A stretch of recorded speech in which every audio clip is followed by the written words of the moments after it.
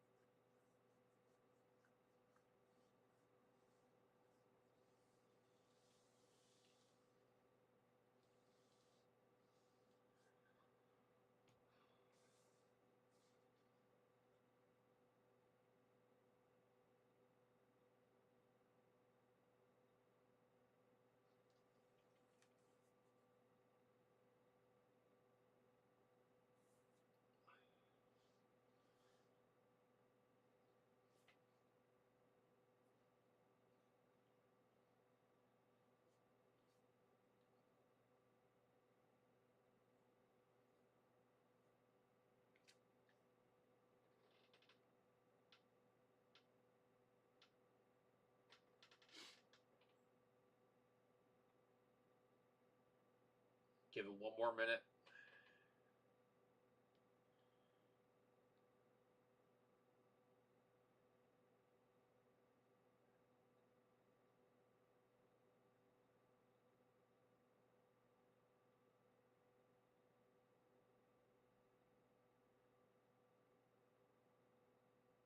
We got some Jagex.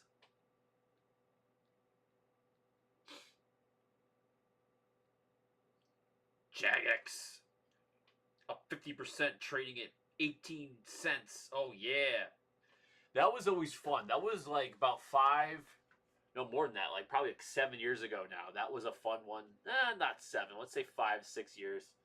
That was a fun one to trade.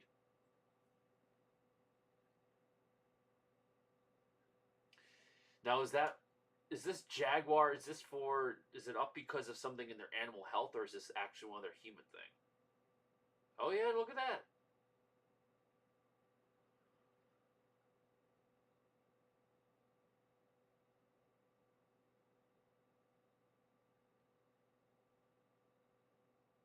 Wow, that's crazy. Once in a while, some of the small guys really do get something going. Um, but we'll take a look here. Let's go after the few big movers first. Let's add. Let's go to default.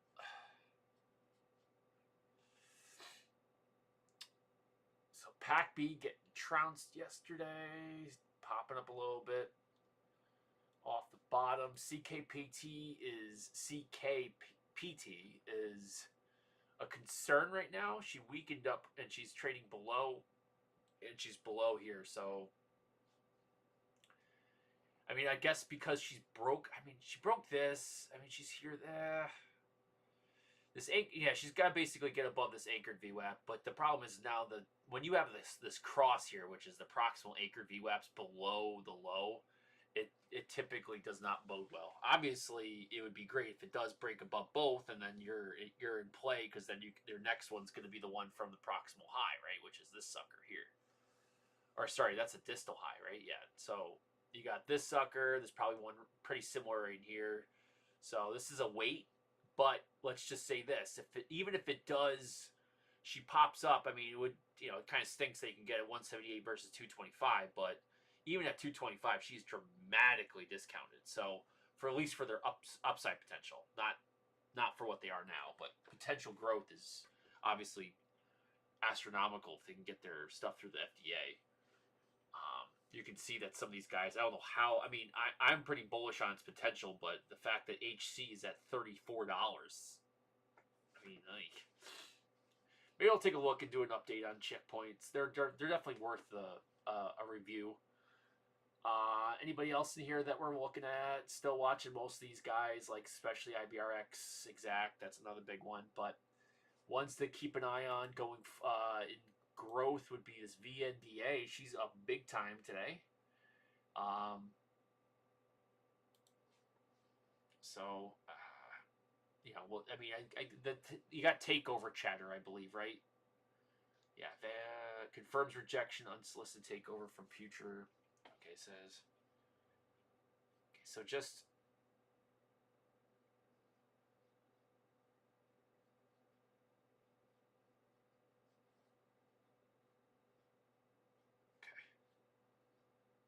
Okay. $7 a share. Now, I mean, that puts you back into play. If you're looking to play this buyout potential, my suggestion would be looking around a reversion to this 200-day EMA. I don't know if she gets there, but you'd look for somewhere around probably just under $5 if you can get it. Now, somebody would say, well, what's the deal? 50 cents? Well, if the buyout's at $7, over $7, say it goes for $8.50 or something like that, 50 cents is a good chunk of change, percentage wise. So definitely worth holding on if you have it. I think there's potential in VNDA overall just for long term. Hasn't been great in a long time, but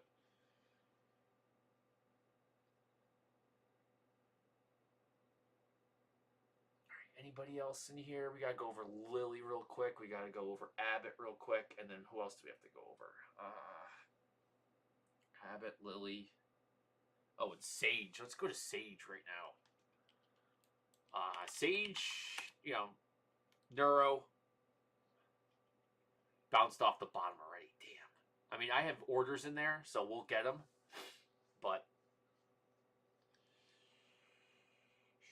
yeah, she's below. She already wicked back up. All right, so she's got space before she probably gets shut down. So if you did grab some, you can probably look to even just try to scalp it real quick and then leave a remainder in there just to hold for the long term. They did fall short in Parkinson's disease, but they still have Huntington's and Alzheimer's for that sucker. So not a big. I mean, Parkinson's is always the big one. If you're always going after those labels, Alzheimer's, dementia, big ones obviously, but Parkinson's is the one because, I mean, they need help in early and late stages. And it's almost impossible. MS, other neurologicals, a lot of dystrophies and all that stuff. They can use help early stages, preventative, mid stages, late stages. Almost all those could use help in some way, and it's a big opportunity. Even with a lot of new drugs coming on, all these different classifications for these drugs and the way they're figuring out, they're making a lot of leaps and bounds in the research and how these, diseases develop, neurological diseases.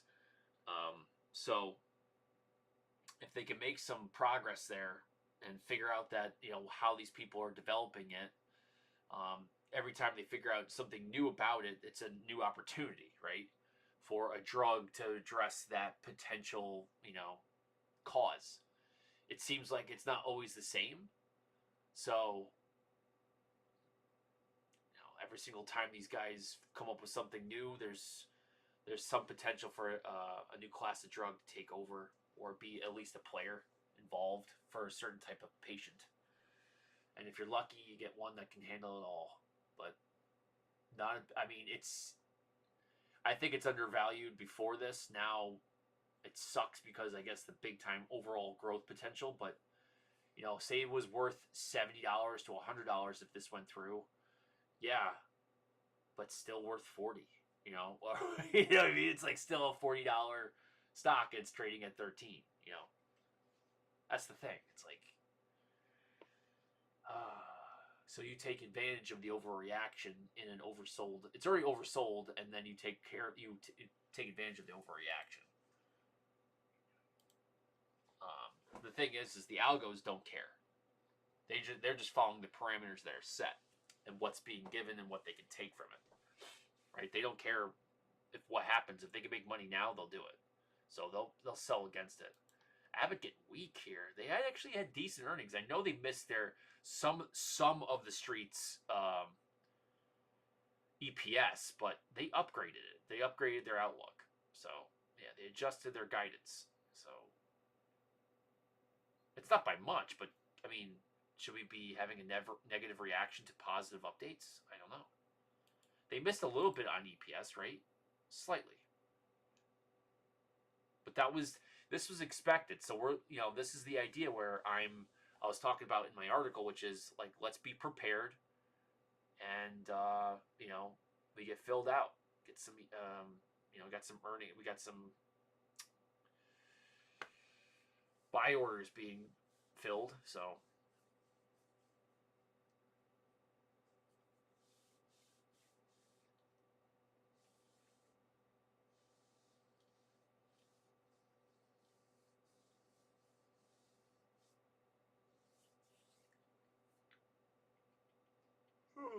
tired. All right, we'll end it there for this. Definitely ABT. Definitely looking at Sage. Anybody else in here that's getting? Oh, Lily had. Oh, we had to go over Lily. Yeah, Lily's back on track of just being unstoppable. Zepbound, which is their GLP-1. That's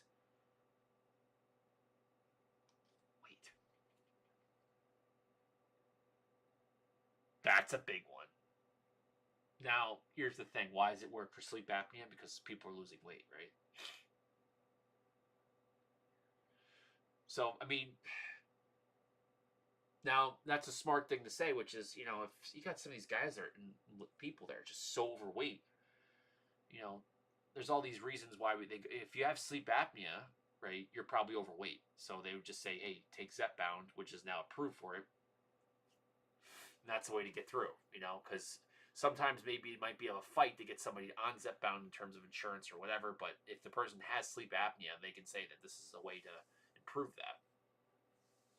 Now, some people have, throat, jaw, just basic structural issues why they have sleep apnea. It's not all because of their stomach, but for a lot of people, it is. So, just another thing to tack on there. Does it dramatically improve their, peak sales in some way?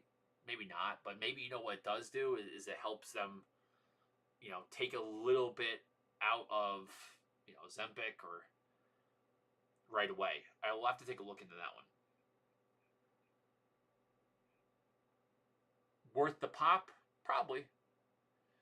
Now here's the thing: is the 2% happening because of the massive increase in peak sales? Probably not. It's just within parameters, guys, right? Because look, where's it ending? It's up, but it still just ran into the anchored VWAP from the proximal high. That's all it did. So there's your why is it, how far it's gone, and all the reaction to it. It's a positive update, and this is the bounds of the positive update. This is where they could say we're good. This is where we're going to stop it. Now, if she can get above, looks like 767 or 768. Yeah, probably a little bit more in many ways. She'd probably have to get above 768.50 maybe. What's the high here? That'd probably be the best. 760. Yeah, get above 768. You're looking. There's potential for the sucker to make another higher, because I mean we got a higher high here, or higher low, I guess. Higher low. So we'll go with that. Anyway, we're getting close to the bell. So looking at Lily for she's way above her buy target. So, but monitoring Lily for maybe another sell, I guess you would say. Then we're looking at Sage, ABT. I'll put those into the chat, and I'll also put those into our price targets, price alerts. If you have any issues, what would you say? Any tickers, anything else you want me to take a look at, throw them in the chat, and we'll go from